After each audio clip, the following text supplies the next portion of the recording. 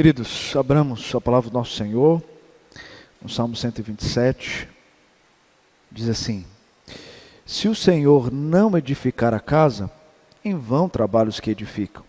Se o Senhor não guardar a cidade, em vão vigia a sentinela. Inútil vos será levantar de madrugada, repousar à tarde, comer o pão que penosamente granjeastes. Aos seus amados ele dá enquanto dormem. Herança do Senhor são os filhos, o fruto do ventre, seu galardão. Como flechas na mão do guerreiro, assim os filhos da mocidade. Feliz o homem que enche deles a sua aljava. Não será envergonhado quando pleitear com os inimigos à porta. Oremos. Pai querido, acabamos de ler a tua palavra. Queremos meditar nessas verdades e aprender delas aquilo que precisamos ao iniciar este ano. E fazer isso, ó Deus, na direção do Senhor. É a nossa oração em nome de Jesus. Amém. Nós não temos muitas crianças aqui hoje, mas temos algumas que estão nos acompanhando de casa. Então eu quero pedir, sim, para vocês desenharem para nós. E o meu pedido é, coloque no papel aquilo que você tem almejado para este ano. Deixando isso mais claro para os mais novos. Coloque no papel, ou desenhe no papel, aquilo que você deseja fazer neste ano, ou ganhar, ou ser. O que você quer? Represente isso nessa folha de papel, com o seu desenho. E depois, pais, olhem para o desenho. O desenho, ele expressa algo que está no coração dos nossos filhos. Sentem, conversem. O que nós vamos pensar e meditar nesta manhã nos ajudará a conversar com eles. Então, nós vamos aqui parar para refletir, para entender o que esse salmo, o Salmo de Salomão, o Cântico de Romagem, tem para nós, neste primeiro domingo de 2023. Queridos, nós, seres humanos, na nossa busca existencial, pelo menos 4 coisas são aquilo que nos move. Nós buscamos em nossa vida adulta. Vamos pensar em algumas delas? Emprego. O homem sem emprego é um homem perdido. O homem com emprego é um homem com sentido. Não é verdade? Porque através do emprego ele traz o sustento para si e para os seus. E aí vem a segunda coisa que o homem busca. Ninguém quer viver só. Ninguém quer viver sozinho. E o homem, então, ele, além do trabalho, ele quer agora, com uma segurança financeira, constituir família. Alguns, nesse meio do caminho, também buscam, antes de constituir família, bens. Casa, carro, coisas que vão trazer para ele uma segurança para então constituir uma família. Ou a busca disso após a família estar constituída. Achando que com isso terei nessa busca de ter uma casa, de ter um carro, a completude. E mediante a tudo isso, segurança. Segurança financeira, segurança familiar, segurança. Nós buscamos segurança. Não está errado isso. Nós vivemos neste mundo e Deus nos permite buscar todas essas coisas. De fato, não está errado. Mas a questão é como nós buscamos. Aonde está o nosso coração mediante a tudo isso? Quem de fato é o centro da nossa busca? Por que nós nos movemos nessa direção? E se movemos nessa direção, será que Deus se move juntamente comigo, estando nos meus projetos, nos meus planos, na construção da minha família, na compra da minha casa, dos meus bens, no meu trabalho? Todo ano nós iniciamos pensando, refletindo naquilo que vivemos no ano anterior. E mediante a tudo isso nós paramos para começar novos desafios ou reativar aqueles desafios que nós não conseguimos completar. E fazemos promessas. Não, eu não consegui ler a Bíblia toda o ano passado, mas este ano vou começar com foco. Não consegui comprar a casa que eu queria, mas este ano eu vou trabalhar mais para que isso se concretize. Eu ainda não consegui, no ano que se passou, a minha amada, para constituir a minha família, ou o meu amado, para constituir a minha família. Este ano, né, solteiros, é o ano da bênção. Fazemos planos, sonhamos, projetamos, tudo isso é salutar. Mas como nós nos movemos em direção a isso? O Salmo fala de família. Mas dentro do contexto de família, ele vai destacar essas realidades. Vamos pensar nelas? Vamos refletir sobre elas? Salmo 127, então, é um cântico de romagem. Cântico de romagem, como muitos já sabem, era aquele cântico em que o povo de Israel se reunia para ir até Jerusalém. Tinha 3 momentos que o povo precisava subir até Jerusalém para chegar ao templo e adorar o Senhor. Eram 3 festas. Então, nessas festas, o povo precisava caminhar em direção a Jerusalém, caminhar em direção à cidade santa, para ali buscar o Senhor, para ali adorar o Senhor. E como faziam isso? Em peregrinação. Esse povo se encontrava durante a caminhada e cantavam cânticos ao Senhor. E esse é um dos cânticos.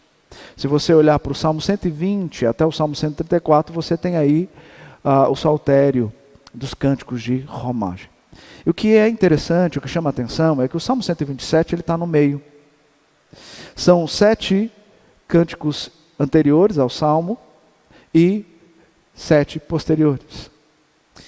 Paramos para observar se isso tinha algum sentido na escolha desse Salmo ser o Salmo 127.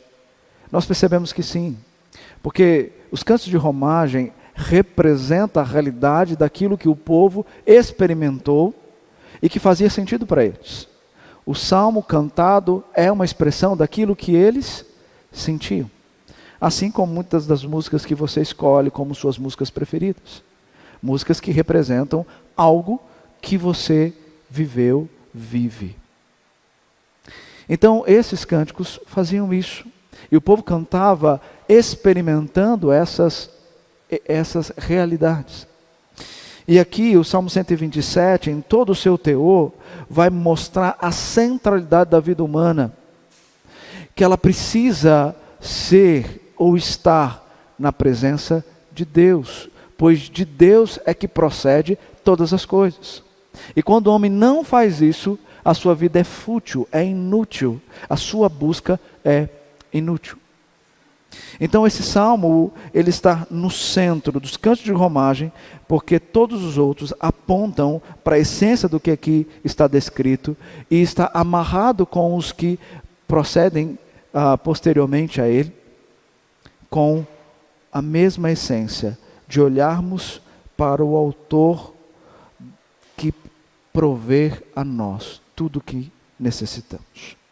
Esse cântico é o cântico de Salomão, e Salomão, sem dúvida nenhuma, ao compô-lo, ele o fez mediante a sua experiência. Porque o Salmo fala de edificar a casa, o Salmo fala de guardar a cidade, o Salmo fala de trabalho, de providência, do pão, e o Salmo fala dos filhos como herança, e filhos sendo herança com um propósito de trazer também estabilidade e segurança, não só na genealogia que vai continuar, mas também na segurança que procede daqueles que têm uma aljava cheia e quando vão guerrear, podem ter segurança com os filhos nessa luta.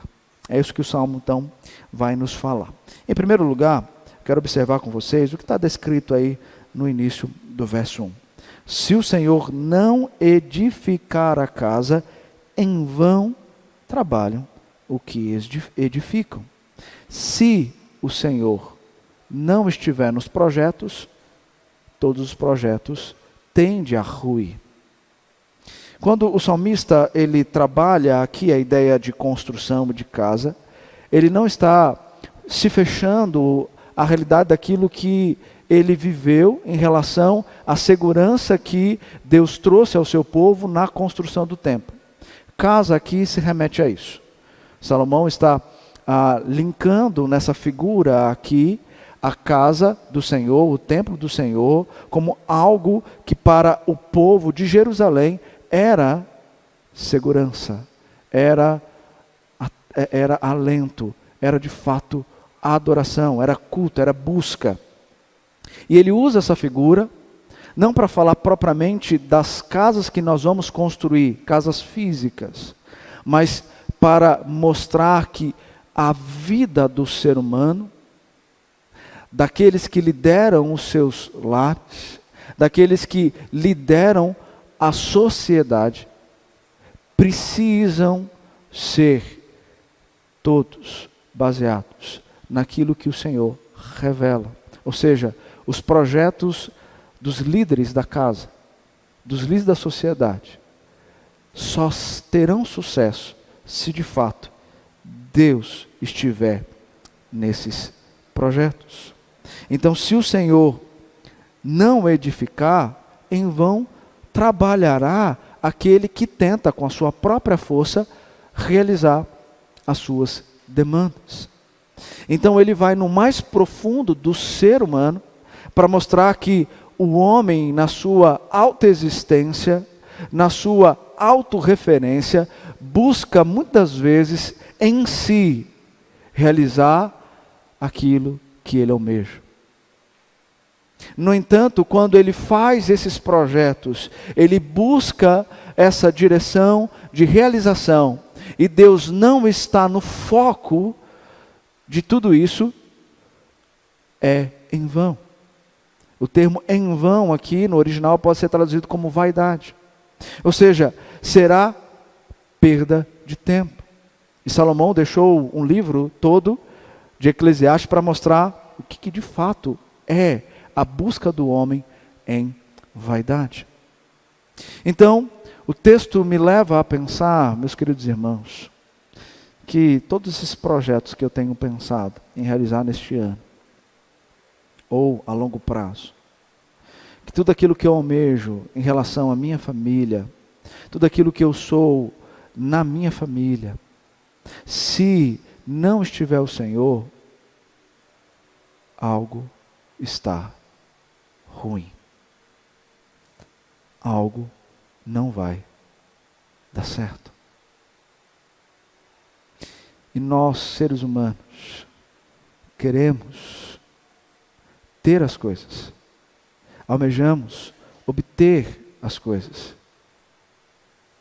mas às vezes a um custo muito alto.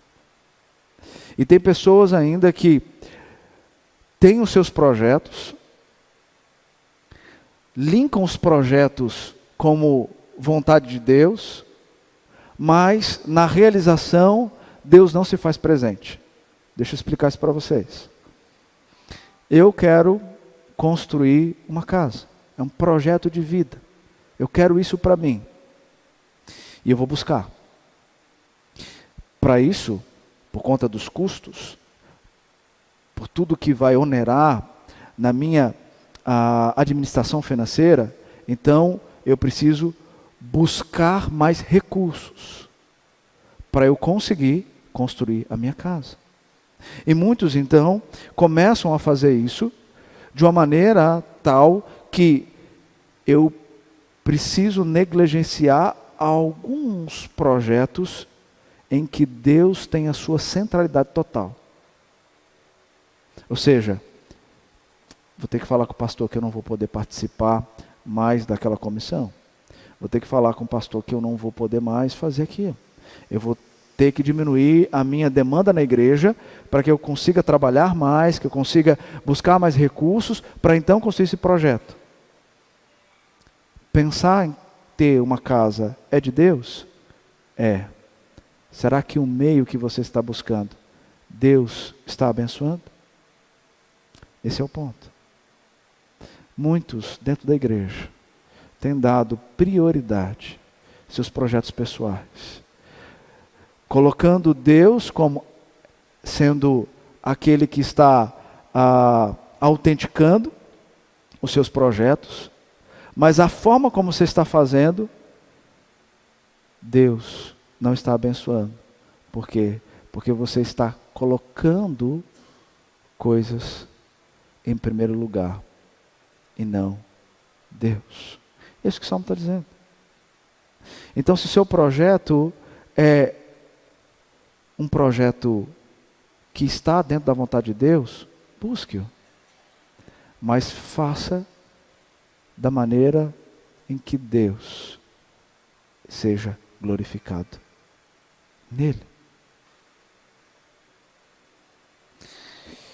Se o Senhor não edificar a casa, em vão trabalha os que edificam. Em segundo lugar, o texto vai falar para nós de segurança.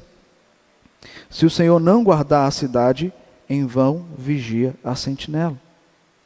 As cidades naquele tempo tinham ao redor os muros. E os muros representavam essa segurança para a cidade. A cidade que os muros fossem ultrapassados era uma cidade que já estava sendo destruída. Os muros representavam segurança. E diante dos muros, ou em cima dos muros, haviam as sentinelas, que guardavam e avisavam quando haviam inimigos vindo na direção da cidade, para que então os soldados pudessem se preparar para guerrear. O texto está dizendo que, ao olhar para a cidade, que busca os muros para que tenha segurança, as sentinelas para vigiar, guardar e também proteger. Se o Senhor não estiver ali, não adianta. Olha o que o próprio Deus fez com o seu povo. Israel tinha os muros, Israel tinha o templo, Israel tinha segurança, mas o povo não vivia de acordo com a vontade de Deus. E por isso o próprio Deus foi até eles, através de uma nação inimiga, e fez com que a nação inimiga adentrasse pelos muros, para aquilo que era a segurança do povo, e destruísse os muros, o templo, e levava alguns dos jovens, alguns do povo para o cativeiro. Se o Senhor não guardar a cidade, em vão vigiam as sentinelas. Você precisa de proteção, você precisa de segurança na sua vida, mas a segurança não está naquilo que você tem com os seus bens, não está naquilo que você tem com os seus recursos, não está naquilo que você tem com a sua família. A sua segurança é o Senhor. A sua segurança é somente Deus.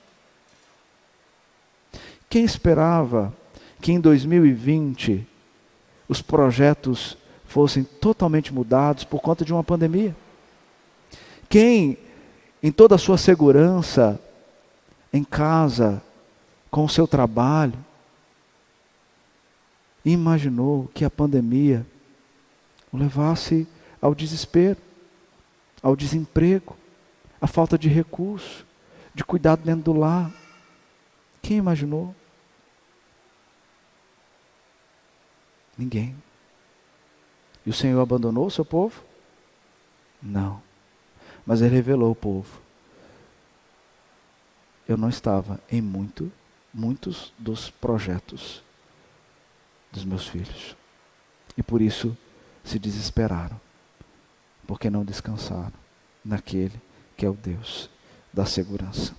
Queridos, Salomão está dizendo que é inútil você guardar ter a sua melhor segurança se Deus não for o seu porto seguro. Você pode, na sua casa, colocar câmeras, pagar a associação para guardar as ruas. Você pode buscar todos os meios mais seguros possíveis. Morar em apartamento, com guardas, morar em um condomínio mais seguro. Mas se o Senhor não estiver ali, o ladrão vai entrar. O ladrão vai roubar. O ladrão vai destruir. E pensando nisso espiritualmente, se o Senhor não for o guarda, o inimigo vai ruir com a sua vida espiritual. Se o Senhor não guardar, em vão guardam as sentinelas. Mas o Salmo também fala, no verso 2, de trabalho, de sustento. Inútil vos será levantar de madrugada, repousar tarde, comer o pão que penosamente granjeastes. Aos seus amados ele dá enquanto dorme. Salomão fala aqui dos homens que se desgastam e se consomem inutilmente em seus trabalhos, almejando obter os seus frutos. Esse trabalhador, no final, colhe não benefícios, mas canseira e enfado. Percebe que o texto está dizendo que esse trabalhador é aquele que levanta muito cedo, de madrugada, para poder ir para o trabalho. Rala, rala, rala e não volta cedo para casa, volta muito tarde para casa. Mas quando chega em casa, ele não colhe o descanso, mas sim as dores do cansaço e a tristeza de olhar e ver, estou fazendo tanto, mas isso não está me satisfazendo. Quantos estão entrando em desesperos, porque trabalham muito e não vivem do que trabalham, e não colhem frutos do que estão trabalhando. Quantos estão colhendo em sua alma síndromes? Por quê? Porque vivem para os seus trabalhos. E como resultado, só estão colhendo canseira e enfado. O texto nos chama a atenção para isso. E dizendo aqui que, olha, esse que trabalha assim, sofre. Mas perceba que aquele que não se exauste tanto no seu trabalho, ele, diferentemente, recebe as bênçãos do Senhor enquanto dormem. Enquanto dormem. Trabalha, porque trabalho é projeto de Deus, é bênção de Deus. Mas trabalham muito, mas o trabalho não definha o homem, porque ele consegue descansar em Deus, porque Deus está no projeto que ele está executando no seu trabalho. Tiago nos alerta quanto a isso, quando diz que o homem em seus projetos começa a almejar coisas no futuro, sem saber se de fato é aquilo que ele vai conquistar. Hoje, amanhã, iremos para a cidade tal, e lá passaremos um ano, negociaremos e teremos lucros. E aí o texto nos diz, vós não sabeis o que sucederá amanhã, que é a vossa vida. Sois apenas como neblina que aparece por um instante, logo se dissipa. Em vez disso, devias dizer, se o Senhor quiser, não só viveremos, como também faremos isto ou aquilo. Ou seja, não é você que providencia, é Deus. Como lemos Mateus 6, alertando contra a ansiedade, mostrando que a ansiedade, ela é pecado. Porque o homem, coloca uma preocupação excessiva em coisas que ele não deveria preocupar, sabendo que ele tem um Deus que governa a sua vida e sustenta a sua casa. É o que dá o vestimento, é o que dá o alimento, é o que dá a proteção, é o que dá a família. Em Eclesiastes capítulo 2, versículos 22 e 23, o próprio Salomão vai dizer: pois que proveito alguém tem de todo o seu coração, em quem anda trabalhando debaixo do sol? Porque todos os seus dias são cheios de dor, e o seu trabalho é desgosto, nem de noite o seu coração descansa. Também isto é vaidade. O homem que acorda cedo e vai para casa tarde, e não colhe o descanso, mas canseiro e enfado, pode ter certeza, Deus não está nesse projeto. Porque quando Ele está, você pode trabalhar muito, mas o descanso vem. Porque o seu descanso não está na ociosidade da vida, mas está na presença daquele que habita em você. Naquele que você vai devotar a sua adoração a Ele. Naquele que você fará do seu trabalho o lar de Deus.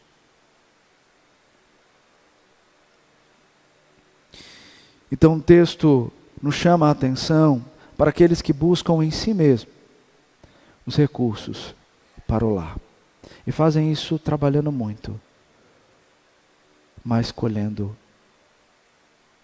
inutilidade. Para falar que o que colhe bênçãos é aquele que colhe no Senhor. Porque o Senhor vai dar a eles enquanto dorme. Em quarto lugar e último, o texto vai falar agora sobre família. Vai mostrar que todas essas realidades até aqui descritas estão ligadas ao objeto família. Está ligado ao projeto família. E por isso ele vai mostrar agora como a família então deve viver. E o que Deus dá à família como bênção? Que são os filhos. Diz o texto: herança do Senhor são os filhos, o fruto do ventre do seu galardão. Ele destaca aqui dois princípios sobre a família. O primeiro é que a continuidade da família é assegurada tanto em número quanto em membros da família da fé. A preocupação dos israelitas naquele tempo, queridos, não era apenas ter filhos, mas principalmente ter muitos filhos, e filhos piedosos. Por quê? Porque filhos não estão como um projeto na família apenas para preencher vazio. Filhos vêm para a família como uma missão. E dentro dessa missão, os pais têm um papel de conduzir os filhos no caminho do Senhor, para que esses filhos possam dar continuidade àquilo que os pais são na sociedade. E o texto fala de muitos filhos. Confesso que não é fácil para mim também ler o texto, pensar no texto e apanhar do texto.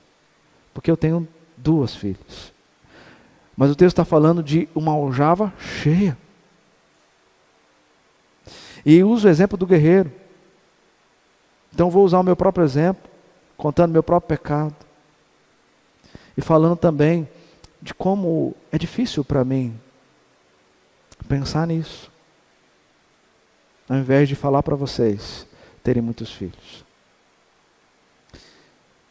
Imagine eu como guerreiro, é o exemplo do texto, chegando numa batalha com 2 flechas. Só com 2 flechas. O que vai acontecer? Vocês sabem. Ele usa a figura do guerreiro para dizer, o guerreiro, quando ele chega na batalha, ele tem que estar com a aljava cheia. Porque quanto mais flecha, mais seguro ele estará. Olha que interessante. O texto vai dar mais exemplo sobre isso. E vai falar no versículo 5: Feliz o homem que enche deles a sua aljava, não será envergonhado quando pleitear com os inimigos à porta. Ou seja, na porta das cidades, ali nos muros, era um local onde tinha os juízes, julgavam as coisas do povo. Era ali que tinham as batalhas. Então os pais iam com os seus filhos para defender a sua casa, os seus bens, defender aquilo que ele entendia que precisava defender. E quando ele tinha muitos filhos, ele tinha uma boa defesa e causava nos inimigos medo. Agora, quando ele chegava lá, com 1 ou 2 filhos, aí ele que tinha que ter medo, porque os inimigos vinham para vencê-lo. O texto diz que nós precisamos ter muitos filhos, mas não só por segurança. Ele fala de algo interessante também, e vou tentar exemplificar com a minha própria experiência, mas sempre quando eu falo de família, para mim é muito difícil. O texto está falando que filhos não é apenas para ajudar na proteção da família, ou dar continuidade à genealogia, estabelecido na aliança com Deus. Mas filho também precisa cuidar dos pais. Imagine um pai e uma mãe sem filhos, na sua velhice. Quem vai cuidar?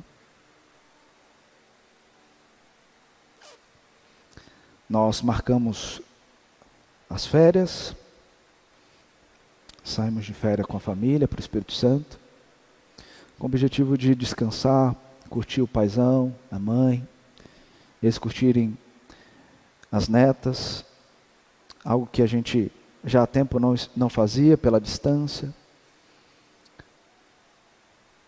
Sairíamos no domingo, mas na sexta-feira à noite recebemos a notícia que meu pai, saindo da igreja, passando na faixa de pedestre, foi atropelado. O pneu da moto bateu na perna dele, na perna direita, e regaçou a perna dele, quebrando a tíbia, o outro ossinho da tíbia, em 7 partes. E correndo levaram ele para uma outra cidade que tinha mais recursos para poder cuidar. Então, saímos rapidamente no sábado, abortamos a ida no domingo e fomos para lá. Chegamos lá, nos deparamos com a perna feia, com aquela gaiola e com um pai cheio de dores. Mas, sendo homem de fé, ainda reconhecia o cuidado de Deus. Mesmo depois de ter caído há 5 meses antes de um telhado, a 3 metros de altura, e também ter machucado e quebrado 2 ossos. Ele entendia que Deus estava ali. Mas imagine para alguém passar por isso sem perguntar a Deus, por quê? Estava tudo certo. Era o projeto da nossa família, curtir esse tempo juntos. E então, tivemos que, junto com a minha mãe, passar esses dias lá no hospital. E ontem, falando com ele, após a cirurgia que ele fez, para a reparação dos ossos, e orando com ele pelo findar do ano, pude dizer para ele algo que eu não tinha dito lá. O que mais me marcou nesses dias foi saber que eu podia estar ao seu lado, te ajudando, mesmo lendo apenas os textos bíblicos e orando, e falando ao seu coração da esperança que temos em Deus. Isso me fez entender por que eu sou teu filho. E por que todas as manhãs o Senhor me levantava cedo, me colocava ao seu lado para fazer o culto devocional. E falava do amor de Deus. Entendi que o amor de Deus na família tem esse sentido. É isso que o texto está dizendo. É isso que o texto está nos ensinando. Nós precisamos ter muitos filhos, para que os filhos possam, nessa missão que temos, ser o nosso modelo de fidelidade, de piedade. E então eu não posso dar os meus filhos para o mundo, para que o mundo crie, eduque, mas eu que preciso fazer isso dentro da minha casa. É eu que preciso fazer isso, colocando eles aos meus pés, para que então, quando eles chegarem na juventude, eles cuidarem da mesma forma que eu cuidei deles, ou até mesmo de uma forma ainda melhor. Queridos, o texto está falando que tudo que temos, que somos, provém do Senhor. E porque tudo provém do Senhor, eu posso me alegrar no amanhã. Não sei quais são os seus projetos, não sei aquilo que você está buscando para este ano, mas uma coisa eu sei: se o Senhor não estiver na frente, tudo será em vão, apenas vaidade. Então minha palavra para você, neste primeiro domingo de 2023, reveja os seus projetos. Se precisar demorar mais para executá-los, demore. Mas não negligencie as coisas de Deus para poder obter aquilo, porque Deus não vai abençoar. Uma das coisas que eu sempre comento com os jovens e que para mim não faz sentido, é os jovens pedindo a Deus para abençoar os seus estudos na faculdade, mas quando precisam estudar, eles negligenciam o domingo para ficar em casa estudando. Porque tem prova amanhã, e aí diz, na hora da prova: Senhor, traga à minha memória tudo que eu estudei e me abençoe para que eu tire uma boa nota. Tem alguma coisa errada nisso, não tem não? Então, reveja isso. Reveja seus projetos. E lá em Mateus 6, versículo 33, o texto vai fechar mostrando para nós o que vai resolver o problema da ansiedade no coração do homem. E qual é? Abra sua Bíblia e nós vamos ler juntos. Mateus 6, versículo 36.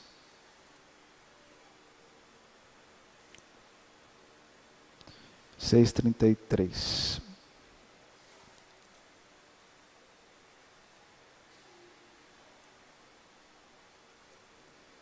Vamos lá?